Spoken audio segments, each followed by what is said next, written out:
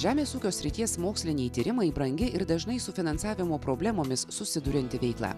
Lietuvos kaimo plėtros 2007-2013 metų programoje numatyta ES parama mokslo institucijoms, kurie jos gali naudotis rengdamos ir demonstruodamos parodomosius bandymus bei supažindindamos su jų rezultatais ūkininkus ir miškininkus lauko dienų bei seminarų metu.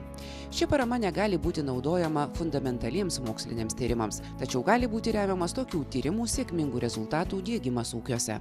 Taikomųjų mokslų svarba buvo visiškai nubraukta. Dabar atsigręžta į tai ir iš tikro diskusijose kalbam apie tai, kad turi būti labai tamprus ryšys tarp mokslo ir gamybos. Galų gale, kad ir patys gamybininkai žinotų, ką mokslas gali duoti ir kad mokslas taip pat nebūtų atsiskyręs ir nedalyvaudamas gamybinėje veikloje tiesiog nežinotų gamybininkų problemų.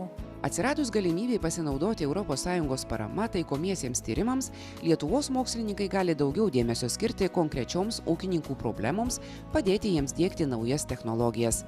Didžiausia galima kaimo plėtros fondo paramos suma vienam projektui – 345 280 litų. Mes visi žinome apie klimato kaitą ir yra keliamas labai rimtas uždavinys sumažinti šiluminį efektą keliančių dujų išskyrimą iš gyvulininkystės.